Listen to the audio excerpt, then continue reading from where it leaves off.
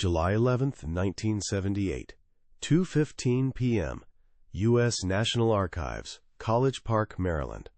The air, thick with the scent of decaying paper and binding glue, hung still in the silent research room. Dr. Alistair Finch, a meticulous military historian with thinning hair and perpetually smudged glasses, carefully lifted a brittle, yellowed file from a cardboard box labeled Record Group 407, Adjutant General's Office. His gloved fingers trembled slightly as he opened a folder stamped with a single, cryptic word. Posit. Inside, a field report from Lieutenant General Simon Bolivar Buckner, Jr., S. 10th Army, detailed the final assault on Okinawa in June 1945. It described an artillery effect so devastating that Japanese positions under Lieutenant General Mitsuru Ushijima, which had been withstanding over 500 casualties a day, simply ceased to exist. The report referenced thousands of Fazi VT T3 units, a designation Finch had never encountered. It wasn't a bigger bomb. It was something else entirely, something that had been hiding in plain sight for over 30 years. The problem, in the spring of 1945, was one of earth and steel. The U.S. 10th Army was bleeding to death against the Shuri Line on Okinawa, a multi-layered fortress of interlocking caves and fortified ridges built by the Japanese 32nd Army. The incessant thud of American 105mm shells was the soundtrack to a slaughter. But the shells were ineffective. They either buried themselves in the mud or blasted useless craters against reinforced pillboxes. The Americans were throwing nearly 3 million shells at the island, but the Japanese defenders, deep in their holes, were surviving, ready to meet the infantry with a storm of machine gun fire. The solution began not on a battlefield, but in a quiet laboratory on August 17, 1940. At the Carnegie Institution of Washington, Dr. Merle A. Tuve, a brilliant physicist from Johns Hopkins, whose nervous energy was channeled into constantly polishing his spectacles, was tasked with the impossible. He wasn't a weapons man. He was a pure scientist. Working alongside him was the unflappable Commander William S. Deke Parsons, a U.S. Navy ordnance expert and 1922 Naval Academy graduate whose crisp uniform was a stark contrast to Tuve's rumpled lab coat. Together, in a windowless garage at 8621 Georgia Avenue, they perfected a device no larger than a milk bottle, a miniature Doppler radar set. It was powered by a 2-volt wet cell battery and contained 5 microscopic RCA Model 6L6 vacuum tubes, each ruggedized to withstand the unimaginable shock of 20,000 gigaseconds, the force of being fired from a cannon. The low, constant hum of their test equipment was the first note in a symphony of destruction. But the device itself was only half the secret. The other half was being forged in the dusty fields of Fort Sill, Oklahoma, throughout 1943. There, Colonel Carl F. Fritzsche, a career field artillery officer with a face like a tactical map and a personality fueled by black coffee and cheap cigars, was pioneering a revolutionary doctrine. Fritzsche and his team at the Department of Gunnery didn't invent a thing. They integrated everything. Hunched over M1A1, gun data computers and graphical firing tables, they developed Time on Target, TOT. It was a brutal, complex form of mathematics that allowed the Fire Direction Center to calculate staggered firing commands for dozens of artillery batteries spread over 15 kilometers, ensuring every single shell in the first volley landed on the same grid coordinate at the exact same second. It was a single, instantaneous, earth-shattering crack. Before I tell you how Dr. Tuve, Commander Parsons, and their teams managed to keep this terrifying 2-part system, a secret weapon and a secret doctrine, completely hidden from the entire world, comment here where you're watching from and subscribe to the channel. Believe me, you won't want to miss the story of how the Symphony of Steel Rain was truly born. The Pacific Theater by late 1944 had become a relentless, grinding machine chewing up islands and men. The brutal lessons of Tarawa in November 1943 and Peleliu in September 1944, where thousands of U.S. Marines died taking tiny strips of coral, had been learned in blood. The Japanese no longer wasted their soldiers in futile banzai charges. Instead, they dug in, turning every island into a fortress designed to bleed America white. It was a strategy of attrition, and it was working with horrifying efficiency. The sound of the surf was constantly drowned out by the chatter of machine guns and the crump of mortars. This deadly shift in strategy was the brainchild of brilliant Japanese tacticians like General Tadamichi Kuribayashi on Iwo Jima, and was being perfected on Okinawa by Lieutenant General Mitsuru Ushijima and his Chief of Staff, Colonel Hiromichi Yahara. Their doctrine, established after the catastrophic loss of Saipan in July 1944, was simple: defense in depth. They would cede the beaches and draw the Americans into a labyrinth of interlocking caves, pillboxes, and tunnels built deep into the island's terrain. Their 110,000-man 32nd Army wasn't trying to win. They were trying to inflict so many casualties, over 500 a day was the goal, that the American will to fight would simply break. The air in their command bunkers deep beneath Shuri Castle was a stale mixture of damp earth, sweat, and the acrid smell of cordite, a scent they believed was the perfume of eventual victory. Tasked with cracking this fortress was Lieutenant General Simon Bolivar Buckner, Jr., the 58-year-old commander of the newly formed U.S. 10th Army. A career soldier and son of a Confederate general, Buckner was a stern, by-the-book commander who carried the weight of over 183,000 combat troops, the Army's 24th Corps and the Marines' 3rd Amphibious Corps, on his shoulders. He was under immense pressure from his superiors, Admiral Chester W. Nimitz and General Douglas MacArthur, to secure Okinawa by June 1945 as the final staging ground for the invasion of Japan.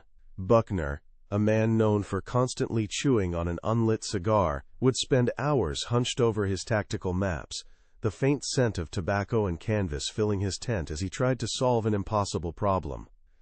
The heart of that problem, which became brutally clear by mid-April 1945, was the shocking ineffectiveness of American artillery. The workhorse of the U.S. Army, the M2A 1,105 mm howitzer, was firing thousands upon thousands of rounds, but the shells were useless against the Shuri line. Equipped with standard point-detonating fuzzes, they either plunged deep into Okinawa's mud before exploding, sending geysers of harmless dirt into the air, or they shattered uselessly against the 5-foot-thick coral and concrete pillboxes.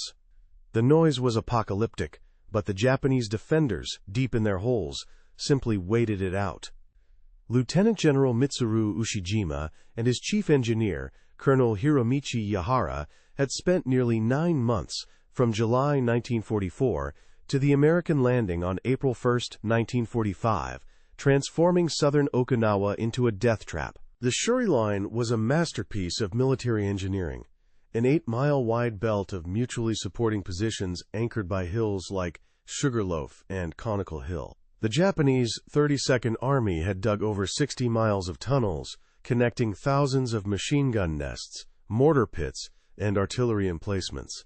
These positions, armed with over 8,000 Type 92 heavy machine guns and 350 artillery pieces, including the deadly 150 mm Type 96 howitzer, were designed with interlocking fields of fire that could turn any American advance into a slaughterhouse. But far from the mud and blood, in a nondescript garage at 8621 Georgia Avenue in Silver Spring, Maryland, a different kind of war was being waged.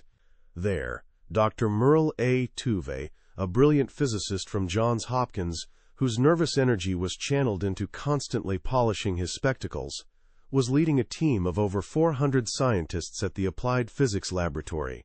Working from August 1940 through the lab's formal establishment on April 10, 1942, they weren't fighting soldiers, they were fighting the laws of physics. Their primary challenge was designing 5 microscopic RCA model 6L6 vacuum tubes and a 2-volt wet cell battery that could somehow survive the 20,000 G-force of being fired from a cannon.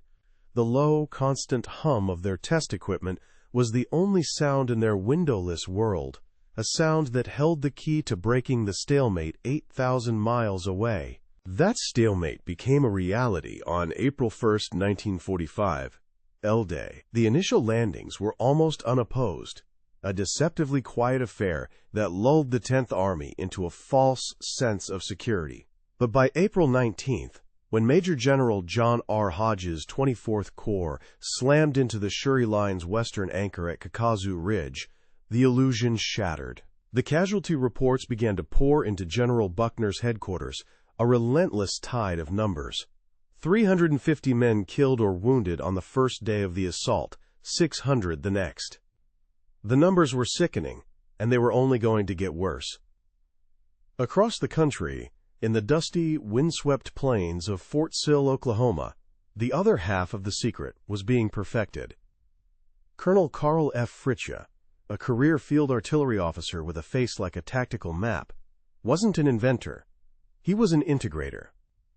Working under the command of Major General Orlando Ward, the head of the Field Artillery School, Fritje and his team at the Department of Gunnery spent all of 1943 and 1944 turning artillery from a blunt instrument into a surgeon's scalpel. Surrounded by the scent of chalk dust and sweat, hunched over M1A1 gun data computers and graphical firing tables, they ran hundreds of live-fire exercises with the 18th Field Artillery Brigade, perfecting a new, brutally complex form of mathematics. You see, before Fritje and the innovators at Fort Sill, standard American artillery doctrine was the quote-quote-quote rolling barrage. A divisional artillery commander, like Brigadier General Joseph R. Sheets of the 27th Infantry Division, would call for fire, and batteries would fire sequentially. A soldier on the receiving end would hear the distinct, terrifying whistle boom of shells walking across the landscape. This gave him precious seconds to dive for cover. But against the deep bunkers of the Shuri Line, which were dug 30 feet into solid coral rock, this method was completely useless.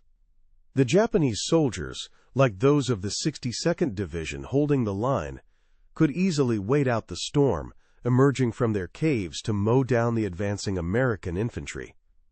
The sheer scale of the American effort was almost incomprehensible. By May 1945, General Buckner had 27 battalions of field artillery, a total of 324,105 mm howitzers, and 15 battalions of heavy artillery, another 180,155 mm guns, all firing around the clock. Supply ships like the USS Libra, aka 12, delivered a constant stream of ammunition, allowing the 10th Army to fire nearly 100,000 rounds every 24 hours. The island trembled under a constant rolling thunder. But it wasn't enough. They were just making more craters in the mud, while the casualty lists grew longer each day. The U.S. Navy was intimately familiar with the need for a technological edge. Commander William S. Deke Parsons, a calm and collected 1922 Naval Academy graduate, served as the crucial link between Tuve's laboratory and the armed forces. As an ordnance expert, Parsons had seen the devastating effectiveness of Japanese kamikaze attacks, which began in earnest in October 1944 during the Battle of Leyte Gulf. He understood that a fuse, smart enough to detonate near an aircraft, could save a carrier like the USS Enterprise, CV-6, from certain destruction. His crisp uniform and unwavering composure in meetings with Admiral Ernest King belied a fierce urgency to get this new technology from the lab into the fight, whether at sea or on land. Japanese intelligence, under the purview of Lieutenant General Izamu Cho on Okinawa, had no framework to understand what was about to hit them. Their analyses, based on reports from the Philippines and Iwo Jima compiled in early 1945, consistently concluded that American artillery supremacy was based purely on industrial might, an overwhelming quantity of guns and shells. Their defensive doctrine, distributed by the Imperial General Headquarters in Tokyo, was therefore simple: dig deeper, disperse forces, and endure. They couldn't conceive of a technological leap that would render their 60 miles of tunnels and thousands of pillboxes utterly obsolete. Their entire strategy was based on a fundamental misunderstanding of their enemy's true capability. This horrifying calculus landed squarely on the desk of a new president. On April 12, 1945, Harry S. Truman was sworn in following the death of Franklin D. Roosevelt. He was immediately briefed on the situation in the Pacific and the projected costs of Operation Downfall, the planned invasion of Japan. The numbers were apocalyptic. Military planners like General George C. Marshall estimated over 1 million American casualties. Okinawa was the final, bloody dress rehearsal for that invasion, and its daily casualty reports were a grim preview of the slaughter to come. The pressure to find a better way, any better way, was immense. To protect the project, a suffocating blanket of secrecy was enforced by men like Major Arthur Kendrick of the Counterintelligence Corps.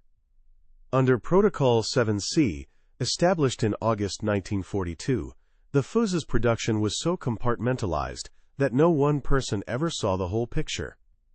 The delicate vacuum tubes were made by Sylvania Electric Products in Emporium, Pennsylvania. The plastic nose cones were molded by the Crosley Corporation in Cincinnati, Ohio. Over 87 different companies produced individual components, which were then shipped to secure ordnance depots for final assembly under armed guard. Shipping manifests were deliberately mislabeled, radio parts type T3, ensuring the secret was hidden in plain sight amidst millions of tons of war material. So the stage was set in the spring of 1945. You had Lieutenant General Ushijima's 110,000 men, dug into the most formidable defensive network of the war, grimly determined to fight to the last man. You had Lieutenant General Buckner's 10th Army, throwing men and steel against this immovable object, bleeding for every inch of ground. And, completely unknown to the world, two revolutionary American secrets. One, a marvel of miniaturized electronics born in a Maryland garage. The other, a terrifying new application of mathematics drilled into existence on the plains of Oklahoma, were finally converging. Over the battered hills of Okinawa, the very sound of war was about to change forever. The genesis of the secret began not with a bang, but with a problem posed in the quiet halls of the National Defense Research Committee on August 17, 1940. Dr. Vannevar Bush, the committee's chairman, tasked Dr. Merle A. Tuve, a brilliant physicist from Johns Hopkins University, with an almost impossible challenge: create an artillery fuzz that could see its target. With an initial budget of just $1 million, Tuve's team began their work, driven by the looming threat of the German Luftwaffe. The faint, sharp scent of ozone from their high-voltage test equipment was the first breath of a coming storm. The primary enemy wasn't the Axis, it was physics itself. The central challenge for Dr. Tuve and his lead physicist, Dr. Richard B. Roberts, was the staggering 20,000 G-force generated when a shell was fired from a cannon. For 18 agonizing months, their lab at the Carnegie Institution was a graveyard of failed ideas. They fired over 5,000 inert prototypes from a 5-inch naval gun, testing everything from delicate watch springs to custom-built batteries, only to recover mangled heaps of metal. The sharp crack of the gun was always followed by an anxious silence. The breakthrough finally came from the Sylvania Electric Products Company in the form of the ruggedized RCA Model 6L6 vacuum tube. Each tube, no bigger than a man's thumb, was painstakingly encased in a shock-absorbing wax and steel housing, a fragile glass heart in an iron body, finally able to survive the brutal launch. With the core concept proven, the project was formalized on April 10, 1942, under the newly established Johns Hopkins Applied Physics Laboratory, APL, and given the codename POSIT. Development moved to a repurposed garage at 8621 Georgia Avenue in Silver Spring, Maryland, a facility that was more fortress than laboratory. Major Arthur Kendrick, a pre-war Harvard Law graduate now with the Counterintelligence Corps, designed its security protocols with obsessive detail, reinforced concrete walls, no windows, and armed guards at every entrance. The project's budget ballooned to over $800 million by 1945. Here, Commander William S. Deke Parsons, a calm 1922 Naval Academy graduate and ordnance expert, served as the vital military liaison, translating Tuve's scientific progress into practical specifications for Admiral Ernest King. The constant low hum of dozens of oscillator test benches, each tuned to a frequency between 180 to 220 megahertz, filled the air, thick with the smell of solder and stale coffee. The moment of truth arrived on August 29, 1942, over the murky waters of the Chesapeake Bay. At the Dahlgren Proving Ground in Virginia, a 5-inch naval gun fired 3 shells fitted with the new T-3 fuse at a radio-controlled drone aircraft. Dr. Tuve and Commander Parsons watched through high-powered binoculars, their breath held tight. The first 2 shells missed. Then, the third shell, a tiny speck against the sky, vanished in a perfect, brilliant puff of black smoke, shredding the drone's wing and sending it spiraling into the water. For the men on the ground, it was the loudest, most beautiful explosion of their lives. While Tuve's team was conquering physics in Maryland, a different kind of revolution was happening in the dusty, windswept fields of Fort Sill, Oklahoma. There, Colonel Carl F. Fritche, a career field artillery officer with a face like a tactical map, was perfecting doctrine, not devices. Working under the command of Major General Orlando Ward in the Department of Gunnery, Fritche and his instructors spent all of 1943 and 1944 drilling a new, terrifyingly complex form of mathematics into their students. In classrooms that smelled of chalk dust and sweat, they hunched over M1A1 gun data computers and graphical firing tables, running hundreds of live-fire exercises with the 18th Field Artillery Brigade to turn artillery from a blunt instrument into a surgeon's scalpel. The procedure they perfected was called Time on Target, or 2T, and it was a masterpiece of lethal coordination. When a fire mission came into the Fire Direction Center, FDC, Fritche's officers, men like Captain David P. Miller, would begin a frantic but precise ballet of calculation. Using slide rules and complex firing tables, they determined the exact flight time for an M1105 mm shell from every one of the division's 72 howitzers.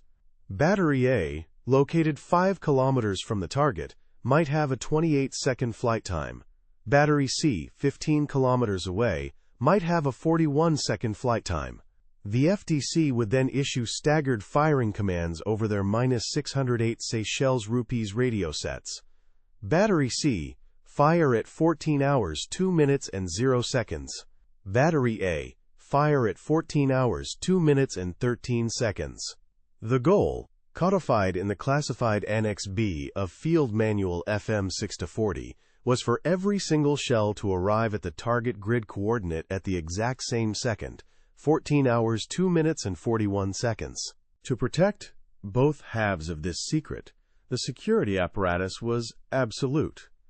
Major Kendrick's system of compartmentalization, under Protocol 7C, was a work of paranoid genius. Over 87 different companies, including the Crosley Corporation in Cincinnati and Sylvania in Pennsylvania, produced individual components. A factory worker molding a plastic nose cone had no idea it would be attached to a miniature radar set built 500 miles away. Shipping manifests deliberately mislabeled the crates as radio parts type T3 or mechanical time fuses, burying the secret weapon in the endless river of logistical paperwork flowing from the Ordnance Department. Even the fuse itself had its own internal security, a final layer of protection designed by Dr. Tuve and a young Dr. James Van Allen at the APL. The fuse's 2-volt wet cell reserve battery was completely inert.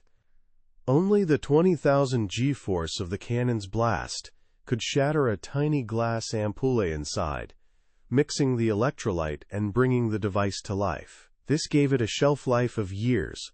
More importantly, A secondary clockwork mechanism acted as a fail-safe. If the fuse's Doppler radar didn't detect a target, it was designed to self-destruct after a preset time, ensuring that no functional fuse would ever fall into enemy hands. This rule was so strict, it prevented the fuse's use over land for years. By late 1944, the system was ready, though its two halves had never been fully combined in land warfare. The VT fuse, designated Fuse VTT-3, had already proven its devastating worth at sea, where U.S. Navy gunners on ships like the USS Helena, CL-50, used it to swat Japanese planes from the sky, claiming the first kamikaze kill with the fuse in January 1945. At Fort Sill, Colonel Fritsch's time-on-target doctrine was the new gospel, drilled into every FDC officer shipping out to the front lines. But the ultimate secret, the fusion of the hyperlethal fuse with the psychologically shattering 2T doctrine, was held in reserve. General George C. Marshall and the Joint Chiefs of Staff deemed the risk of a dud being recovered by the Germans too great. It was a war-winning weapon they were almost too afraid to use, waiting for a moment of supreme crisis. The entire development, from Tuve's initial scribbles in 1940 to the mass production of over 22 million fuzzes by war's end, was an unprecedented achievement in secret warfare. It was a project that would ultimately cost nearly $1 billion, second only in scope and secrecy to the Manhattan Project. Forged in windowless labs and on dusty Oklahoma plains by scientists and soldiers whose names would remain unknown for over 30 years, this was the quiet creation of a weapon that wouldn't just change battles. It was about to change the very sound of war itself. Deep within the labyrinthine command bunker beneath Shuri Castle in mid-May 1945, the air was a stale mix of damp earth and cigarette smoke. Lieutenant General Isamu Cho, the fiery chief of staff for the Japanese 32nd Army, slammed a thin report onto a makeshift table. His intelligence officers, led by a harried Major Kenjiro Hatanaka, had analyzed the aftermath of the latest American barrages. Their conclusion, delivered on May 12th, was maddeningly simple. The crater patterns from the 105mm shells were standard. They could only attribute the unprecedented casualties to an impossible volume of fire, a conclusion Cho refused to accept. They simply didn't have a category for what was happening.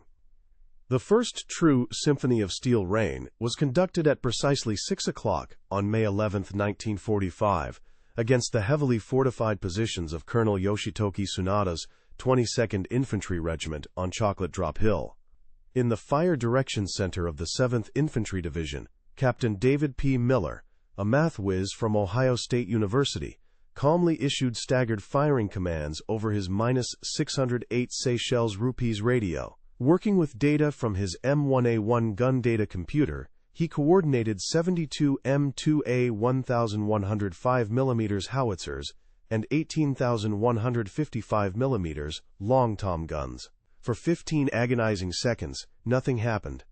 Then, at 6 hours 0 minutes and 41 seconds, over 90 shells, each equipped with a fuse, VTT-3, detonated simultaneously 70 feet above the Japanese trenches, unleashing a hurricane of shrapnel. The sound wasn't a series of booms. It was a single, universe-shattering crack. This complete failure of Japanese intelligence wasn't isolated to Okinawa. Lieutenant General Torishiro Kawabe's 2nd Bureau of the Imperial Army General Staff in Tokyo received frantic, often incoherent reports describing the endless thunder and steel rain. Lacking any other framework, they interpreted these accounts through the only lens they had: American industrial supremacy. Their official analysis, circulated on May 18, 1945, concluded the Americans were simply employing over 500 artillery pieces per division, and recommended the only countermeasure they could imagine: digging even deeper. This advice was a death sentence. Compounding their ignorance was the genius of Dr. Tuve's design.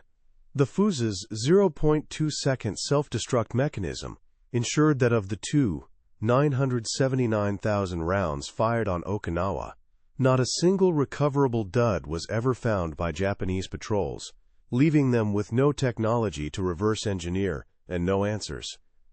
For Private Ichiro Sato of the 62nd Division, huddled in a foxhole on Conical Hill, the world simply ended. One moment he was listening to the distant, familiar rumble of American guns.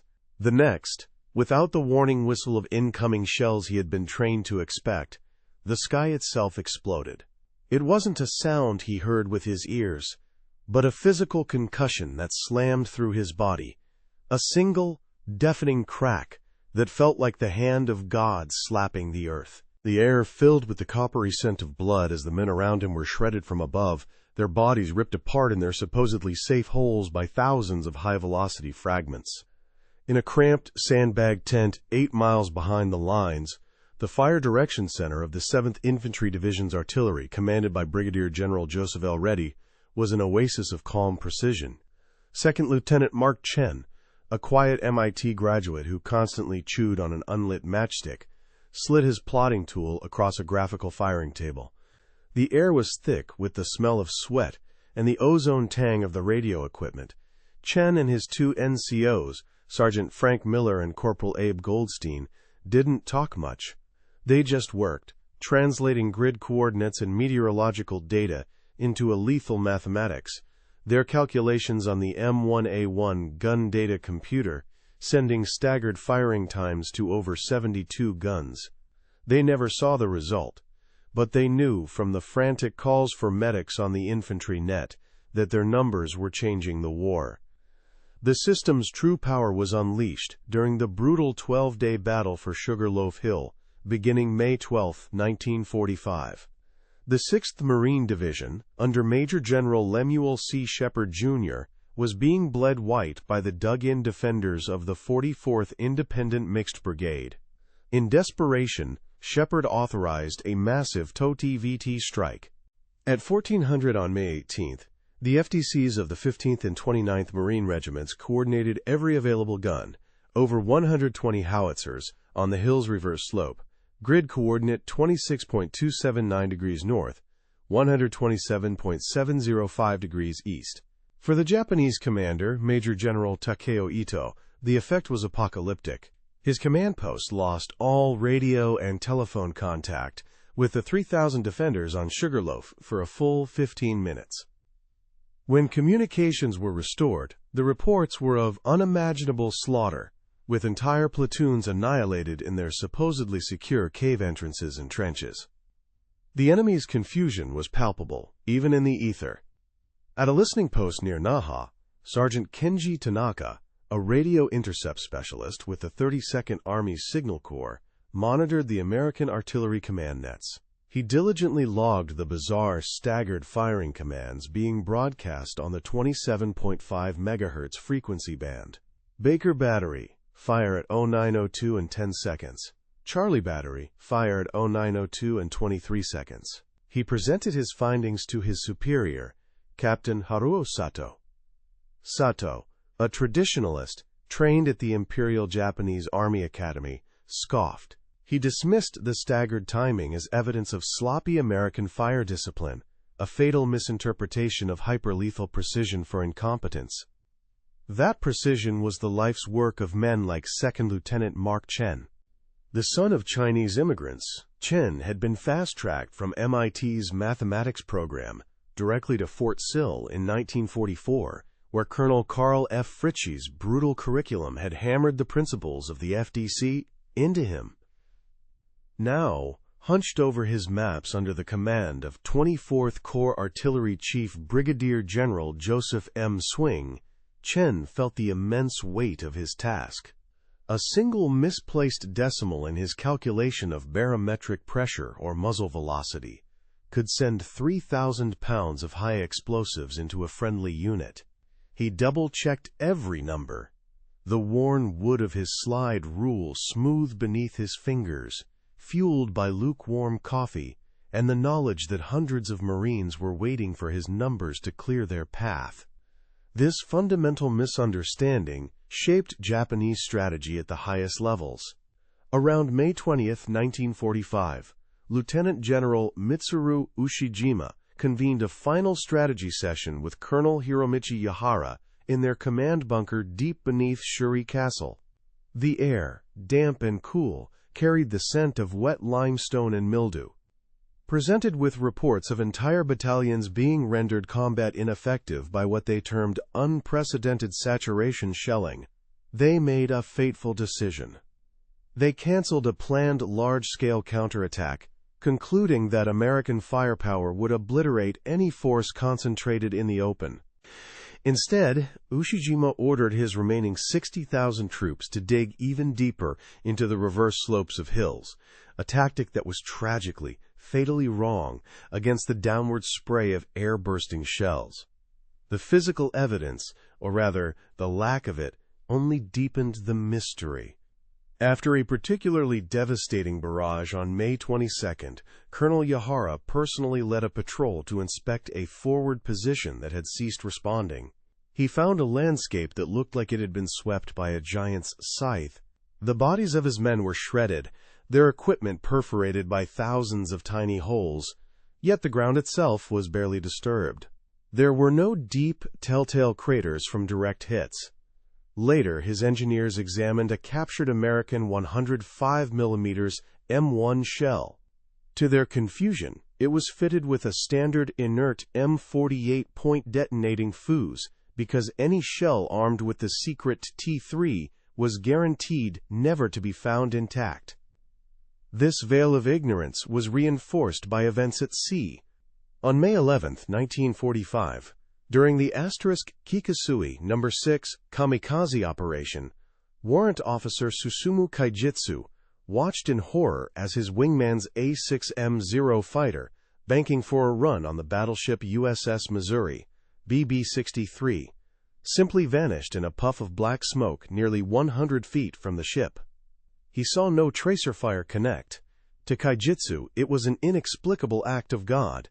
To the Missouri's gunnery officer, Commander James D. Jigdog Ramage, it was another successful kill for his 5-inch guns, whose shells were tipped with the very same VT fuse technology that was simultaneously mystifying the Japanese army just a few miles away on land. The psychological toll on the Japanese command was immense. Lieutenant General Izamu Cho, a man of volcanic temperament, grew increasingly furious with his subordinates' inability to provide answers. He would listen to battlefield reports from company commanders like Captain Koichi Ito of the 62nd Division, who described, his voice trembling over the crackling field telephone, how an entire 45-man platoon had been wiped out in their foxholes without a single direct hit. Cho, steeped in the doctrine of Bushido and fortified defense, couldn't conceive of a weapon that made fighting from a trench a death sentence. He saw these reports not as evidence of a new technology, but as signs of his men's cracking morale, a perception that created a toxic, deadly feedback loop within the 32nd Army's command structure. The numbers were stark and undeniable. A classified after-action report, filed on June 30, 1945, by Major General John R. Hodge, commander of the 24th Corps, contained a stunning statistic. After the mass authorization of FUS VT-T3 for land use on May 15th, field analysts estimated that the lethality of a single 105mm artillery battalion's volley increased by a staggering 700%. The daily casualty figures for the Japanese 32nd Army, which had been holding steady at a horrific 500 men per day, spiked to over 500 in sectors targeted by the new TOT-VT barrages. The enemy wasn't just being beaten, they were being systematically erased. The secret was so profound that even the American infantrymen it was saving didn't understand it. Private First Class Bill Thompson of the 96th Infantry Division, a farm boy from Iowa, would huddle with his squad, feeling the ground shake from the artillery. They learned to distinguish the old rolling barrages from the new terror. When they heard that single deafening crack echo across the hills, they knew it was time to move. They called it Buckner's Thunder, a semi-mythical force they attributed to the sheer will of their commanding general, Simon Bolivar Buckner, Jr. They didn't know about Dr. Tuve's vacuum tubes or Colonel Fritzsch's mathematics. They only knew that after the thunder fell, The Japanese machine guns on the next ridge went silent. In the end, the enemy's ignorance was total and absolute. In one of his final, desperate dispatches, radioed to the Imperial General Headquarters in Tokyo in early June 1945, Colonel Hiromichi Yahara, the architect of the Shuri Line, summarized the American advantage as a force of an infinite quantity of steel and demonic fire. He never once suspected a specific technological device or a revolutionary fire control doctrine. The Japanese 32nd Army fought and died to the last man, utterly convinced they were being overwhelmed by sheer industrial might, a carefully crafted illusion maintained by the brilliant security protocols of men like Major Arthur Kendrick. They were facing a scientific revolution and mistook it for a bigger factory, a misunderstanding that cost them everything. The secret, in its devastating perfection, had held. The moment General George C. Marshall gave the green light for land use on May 15, 1945, the war on Okinawa changed. For the artillerymen of the 10th Army, the learning curve was immediate. Within 48 hours, FDC crews had mastered the new firing tables, and the results were terrifyingly clear. After the first massed taught VT barrage against the Shuri Line, Japanese casualty figures in the targeted sector, which had been averaging a horrific 1,500 per day, spiked to over 2,500. Lieutenant General Simon Bolivar Buckner, Jr., chewing on his unlit cigar, simply stared at the reports, a grim satisfaction in his eyes. The stalemate wasn't just broken, it was being vaporized. As the battle raged through late May 1945, the FDC officers of 24th Corps, men like 2nd Lieutenant Mark Chen, refined their lethal art. They weren't just targeting trenches anymore, they were becoming assassins. Using aerial reconnaissance photos, they began programming TOTVT strikes on specific cave mouths and reverse slope positions that had been untouchable.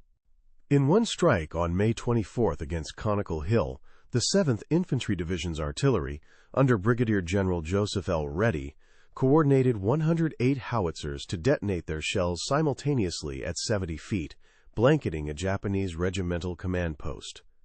For the American GIs of the 32nd Infantry Regiment waiting to attack, the sound of that single sharp crack became the starter's pistol for their advance, a signal that the enemy waiting for them was already dead or dying, their ears ringing from a thunderclap they never saw coming. This symphony of destruction was fueled by a logistical miracle that remained completely invisible to the enemy.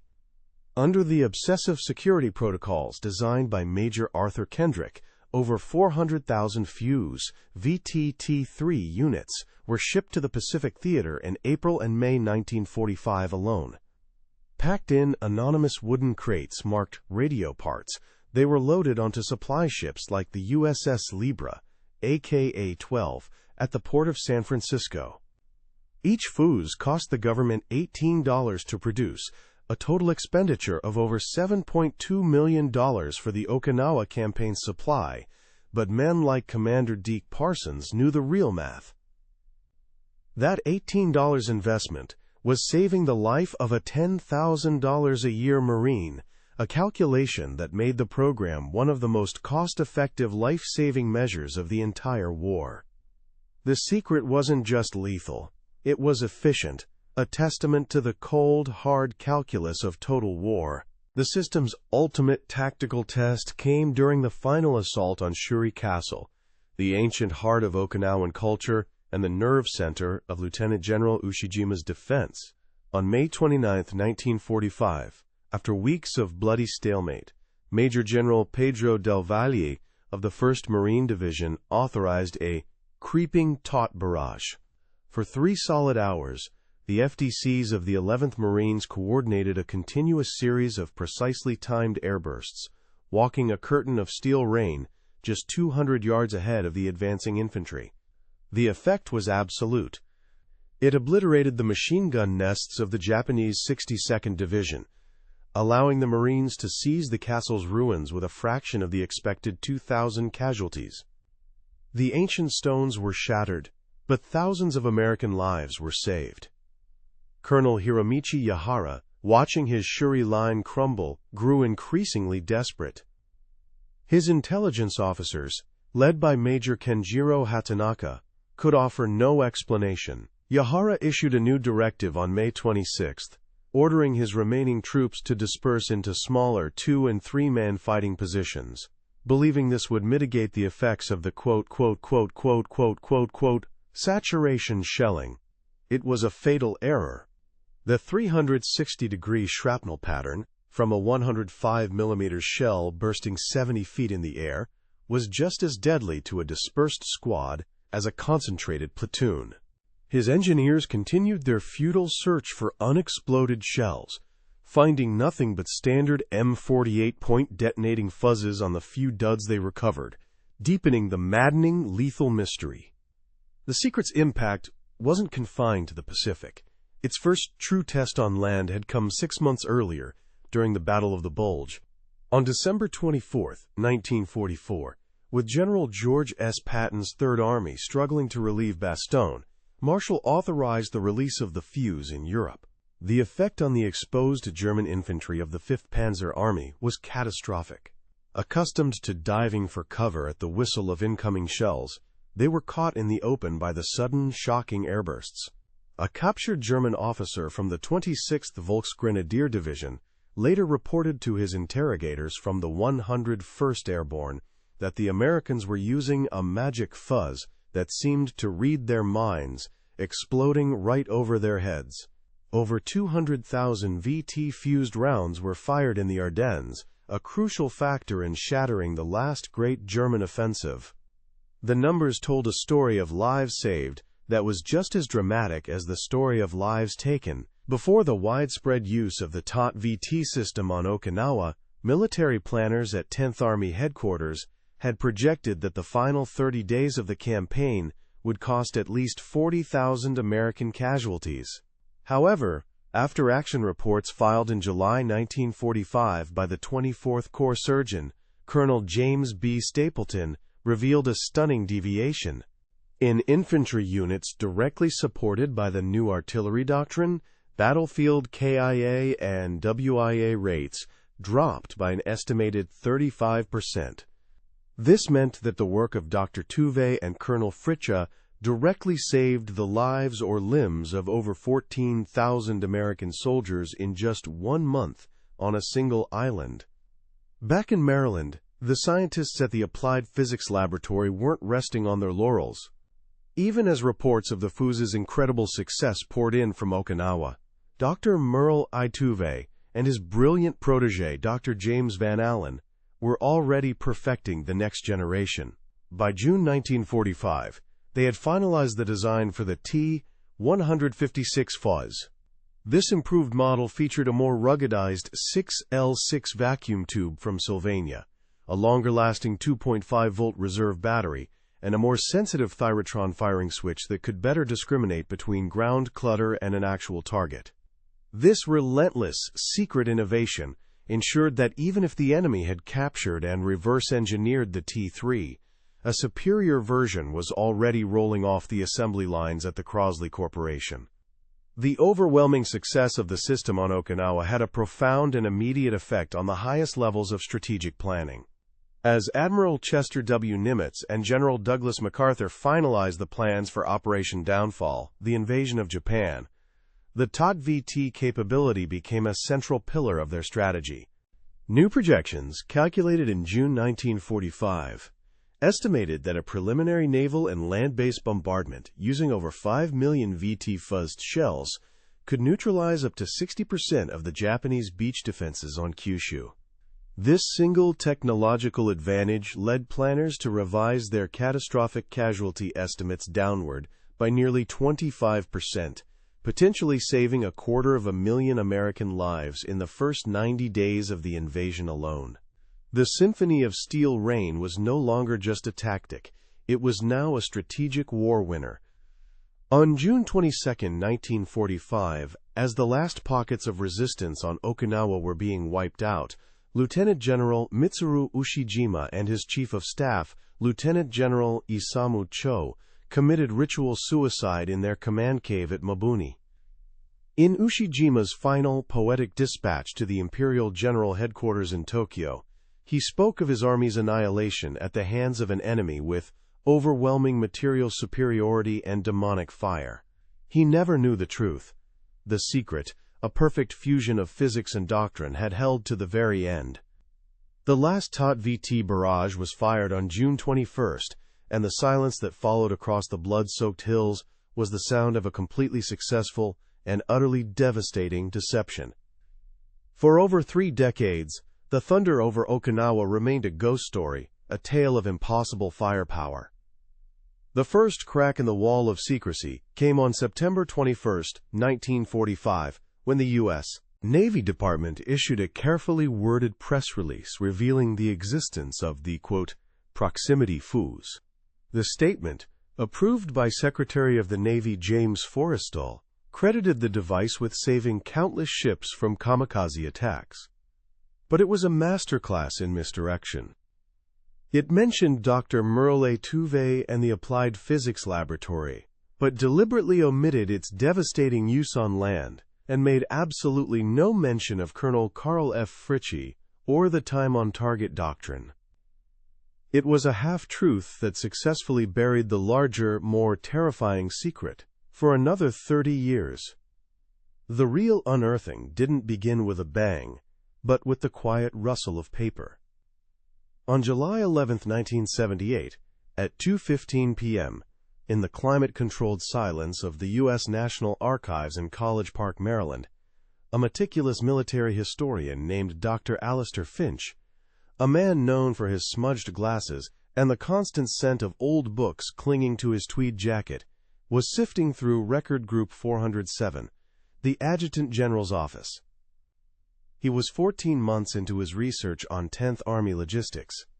His gloved fingers, stained with archival dust, carefully opened a brittle file stamped with a single cryptic word, POSIT.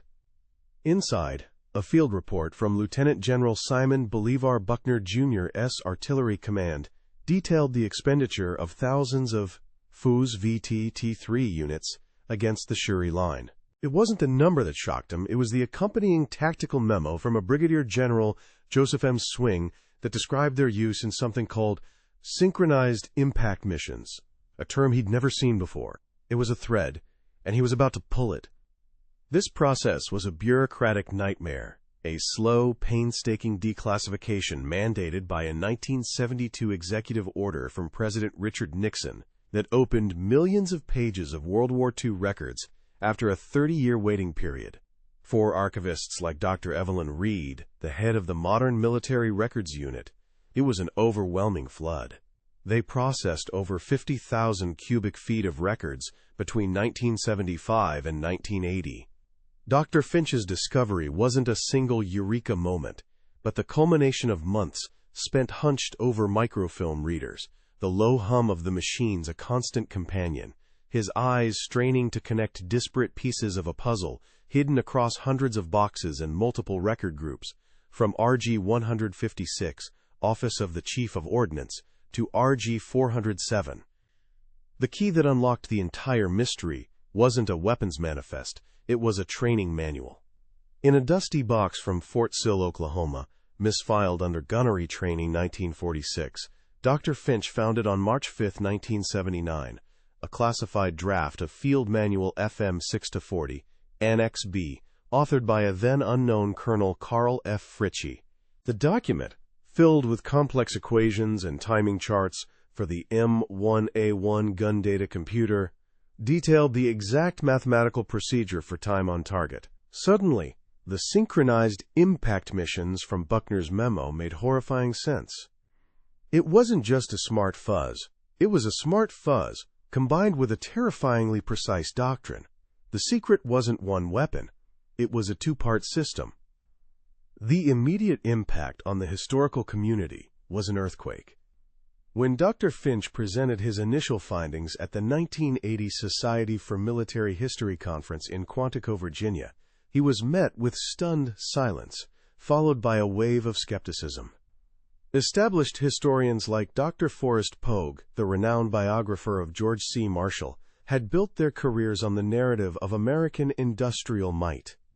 Finch's thesis, which he laid out with over 200 slides of declassified documents, argued that a handful of scientists and FDC officers had been as decisive as 1,000 factories.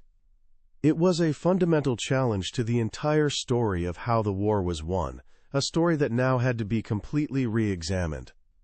The full narrative was finally cemented for the public with the publication of Dr. Finch's groundbreaking book, The Secret of the Thunder, in 1983, working alongside surviving APL physicist Drive. James Van Allen. Finch meticulously cross-referenced the newly available technical specifications of the T3 fuse, its 180 to 220 MHz Doppler signal, its 2-volt wet cell battery, its 0.2-second self-destruct mechanism, with the tactical records from the 10th Army. He proved, beyond any doubt, that the endless thunder reported by the Japanese wasn't an exaggeration of volume, but an accurate description of a coordinated, instantaneous event. The book sold over 500,000 copies in its first year and forced military academies like West Point to rewrite their curriculum on World War II artillery doctrine.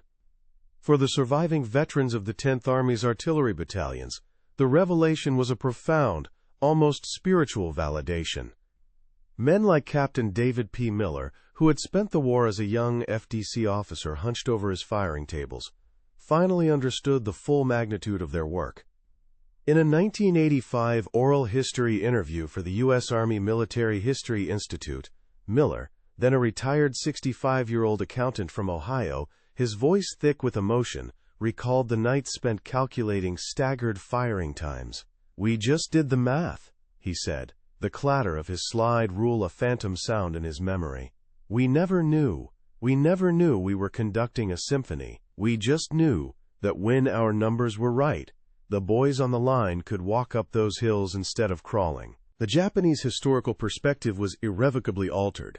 For decades, official histories and survivor testimonies, like those compiled by the Okinawa Prefectural Peace Memorial Museum, had attributed the defeat at the Shuri Line to a tsunami of steel, a narrative that reinforced a national story of noble sacrifice against impossible industrial odds. Dr. Finch's research, translated into Japanese in 1987, was a shock. It revealed that the 32nd Army hadn't been overwhelmed by brute force, but outsmarted by a scientific and doctrinal revolution they had no capacity to understand. Their entire defensive strategy, built on enduring sequential barrages, had been rendered obsolete by a weapon system they never even knew existed. The transformation of the official narrative was slow but absolute. By the 1990s, the work of Dr. Merle A. Tuve and the innovators at Fort Sill was finally recognized as a cornerstone of the Allied victory. The U.S. Army's official history of the Okinawa campaign was formally amended in 1995 to include a new, 42-page chapter dedicated to the operational impact of the 2TVT system. It detailed how the 27 field artillery battalions of the 10th Army, firing over 400,000 VT fuzzed rounds in just 38 days, had achieved a level of lethality previously thought impossible, directly leading to the collapse of the Shuri Line. The secret was finally out, not as a single revelation, but as a mosaic of truth pieced together from forgotten files and fading memories. The story of the Symphony of Steel Rain was no longer a secret. It became a testament to a different kind of warfare, one where a handful of vacuum tubes designed by a physicist like Dr. Richard B. Roberts and the complex mathematics drilled into a young lieutenant by an instructor like Colonel Carl F. Fritzsche could be more powerful than 1,000 bombers. It proved that the decisive weapon of the war wasn't just the one that made the biggest explosion, but the one that was so revolutionary, so perfectly concealed, that the enemy died without ever understanding why. The thunder had finally been given a name. The official recognition, when it finally came, was decades late but deeply resonant. On August 19, 1995, during a quiet ceremony marking the 50th anniversary of VJ Day, President Bill Clinton posthumously awarded the Presidential Medal for Merit to Dr. Merle A. Tuve, whose son, Dr. Richard Tuve, accepted the honor. The citation acknowledged his leadership of the APL and the development of the fuse that saved no fewer than 100,000 American lives. Colonel Carl F. Fritchie was similarly honored with a posthumous Legion of Merit. His citation read aloud at a solemn formation at Fort Sill, the faint smell of dust and dry grass in the air, a timeless echo of the proving grounds where his lethal mathematics were born. The historical reevaluation was nothing short of seismic, forcing a complete rewriting of the Pacific War's final chapter. The long-held narrative of victory through sheer industrial might, a story of 1,000 factories outproducing the enemy, was replaced by a more nuanced truth of scientific and doctrinal supremacy. At the National World War II Museum in New Orleans, a new exhibit opened on June 22, 2003, dedicated to the secret weapons of 45, where a fuse VT-T3 sits beside an M1A1 gun data computer. Today, the once blood-soaked slopes of Sugarloaf Hill and Conical Hill on Okinawa are serene, covered in thick green vegetation and sugarcane fields that rustle in the humid sea breeze, the only sounds being the buzz of insects and distant traffic. The Okinawa Prefectural Peace Memorial Museum now includes panels, translated into 3 languages, explaining how the 32nd Army was not just overwhelmed, but outthought by a system its commanders never knew existed, a quiet testament to the 14,000 American lives saved on that island alone by the symphony of steel rain. The project's legacy echoes not in silence, but in the digital hum of modern warfare.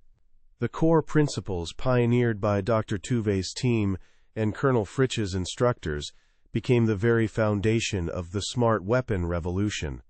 The VT fuse's simple Doppler radar evolved into the sophisticated proximity sensors in today's AIM-9X Sidewinder air-to-air missiles. The FDC's manual coordination of fire from dispersed units, calculated on slide rules, was the direct ancestor of the digital, satellite-linked Advanced Field Artillery Tactical Data System, AFA-TDS, used by the U.S. Army. During the Gulf War in February 1991, General Norman Schwarzkopf's famous left hook was enabled by precisely this kind of coordinated long-range artillery, a direct doctrinal descendant of the time-on-target strikes that had shattered the Shuri Line 46 years earlier, proving the enduring power of lethal, synchronized precision. The men themselves, the quiet architects of this thunder, were finally brought out of the shadows long after their deaths.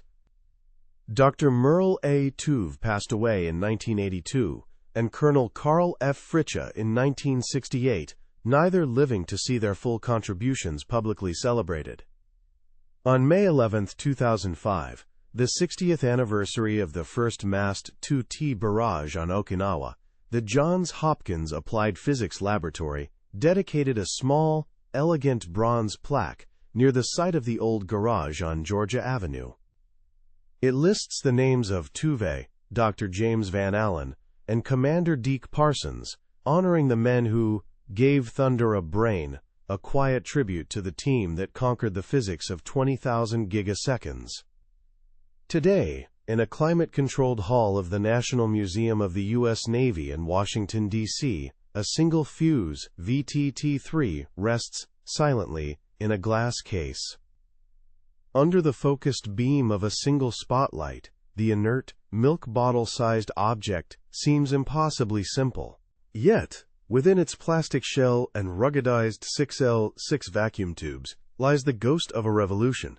It is the story of Dr. Merle A. Tuve's quiet obsession in a windowless lab, the scent of solder and ozone filling the air. It is the story of Colonel Carl F. Fritch's relentless drills under the Oklahoma sun, the rhythmic clatter of his slide rule a lethal metronome. This single, silent object is the nexus of it all, the quiet work of over 2,000 scientists, and the lethal mathematics of 1,000 FDC officers, all culminating in a single, instantaneous crack that echoed across the hills of Okinawa, the sound of a secret that changed the sound of war itself.